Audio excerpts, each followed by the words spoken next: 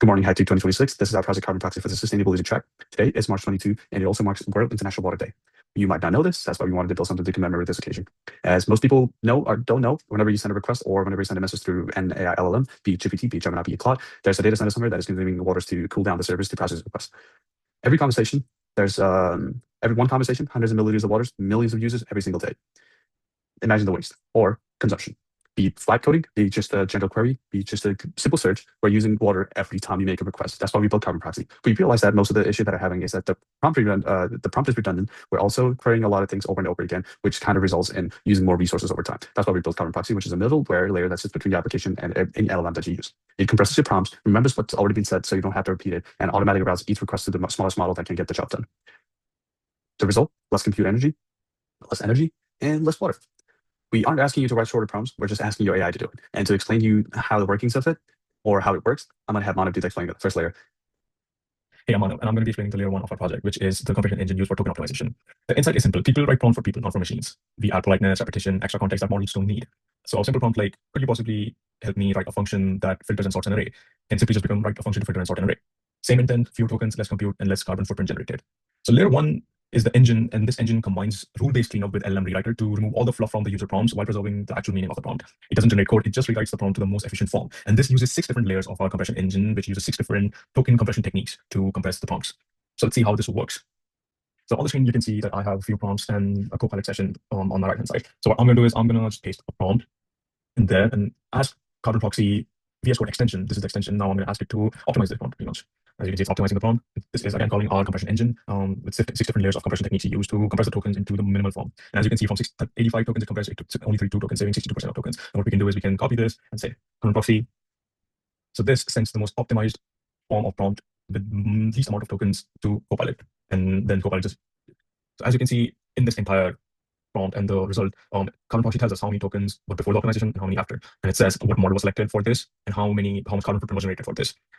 On the left-hand side, you can also see we have our web app dashboard, which pretty much just tracks all the carbon footprint and prompt optimization from your VS Code extension onto your web app. It says how many cache hits were there, how many tokens did you save, how much CO2 was avoided, and it tells you every single request and its CO2 emission, along with the proper model distribution, cost and energy saving, and also it tracks every single prompt and its response into our SQLite database. Now we can do the same thing on the web app as well. We can go ahead and copy this prompt. So as you can see for this prompt, as soon as we optimized it, CarbonProxy used the exact same engine to compress this token and the prompt from 94 tokens to just 12 tokens.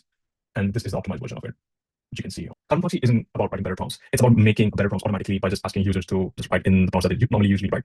It sits between your application and model like Copilot, software like Copilot, and users don't have to change a thing. Your code doesn't change, but every single request that you send to Copilot gets optimized. On World Water Day, we aren't just reducing tokens, we are reducing the carbon footprint as well as the water footprint of every single conversation you have with any type of LLM, and that adds up. If you're building with AI and you care about cost and performance and sustainability, then CarbonProxy is there. I'm going to let Abhi explain the next major feature of our project now. Now I'm going to be talking about the most important part of the application. That is the memory stack that we call EcoStack. I'm going to give you a little bit of an idea how this works, and I'm also going to give you a little demo. So to explain what actually is happening under the hood, this is how it goes. So every time you send a prompt or every time you query into an LLM without CarbonProxy, 94% of the prompt that you're sending is the entire conversation history. So meaning 94% of the things that you already have is a redundant token that you don't really require. So this is what my part of this application fixes. My part of CarbonProxy fixes this issue. And like I mentioned, it's called the memory layer. We also call it EcoStack. So after every exchange, it takes a full conversation, your question, the model's answer, and compresses it into like a single sentence, mostly 9 words, and stores it in a database. And that's what we call the memory chunk.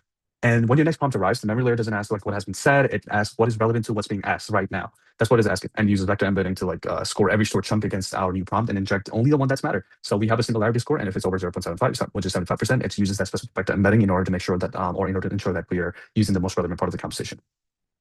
And I'm going to give you a little demo as to how this works. What I'm going to do is I'm going to take 5 different prompts and I'm going to build something like a real engineer or a developer would. I'm going to be building a fast API authentication system. So watch the token counter and see how CarbonProxy works and see how this entire process works with and without CarbonProxy. See the difference for yourself. Now, to give you an idea how CarbonProxy works, I'm going to run 5 different prompts. Let me just share the screen so you know what prompts I'm exactly using here. I'm going to be using these 5 prompts to show you how this program actually works, or how we're actually saving money as well as resources, as well as water on tokens. I'm going to speed up the process for the next one a little bit faster, so I'll just give you kind of like the end result as to how we're saving it.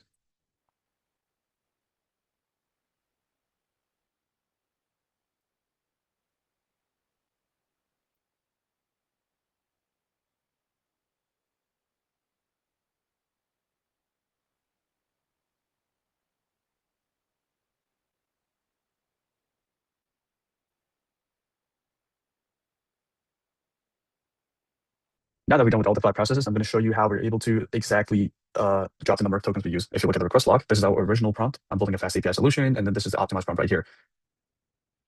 Since this is our first, cancel this one. So if you look at, so I'm going to show you a little bit as to what actually happens in the backend. So if you look into for the second one, look at this. I prefer, this is our original prompt based on what we have on our previous one, and this is what we get. So user endpoint async the Pydantic version to mean we save a little bit on the chunk, and also we're also using the old I want to say response instead of using like the entire response where we were talking about how we're going to build a fast API application, you implementing JWT authentication. We also have, if you look into the memory chunks, you'll be able to see the vector embeddings. These are the vector embeddings it uses in real time, and also the summary. The user needs help implementing a JWT authentication. This is what we're going to be sending to our second prompt. We're not going to use this answer that we got from this specific prompt. And if you look into the memory chunk, as you can see, the user prefers async route handlers, as the prompt mentions, is going to write a summary, and this is what we're going to be using for our next query. So it just keeps on adding. And over time, we're able to save a lot of tokens. It uses 40% less tokens compared to what we would normally or ideally would be using. And that's how we optimize our tokens, and this is how we save resource, as well as save water, as well as make API uses more affordable as well as cheaper. All our regular system will be sending 2,400 tokens. The entire conversation dragged along for the ride. CarbonProxy only sends 340, just the optimized prompt plus 4 more targeted memory chunks, totaling 34 tokens of context.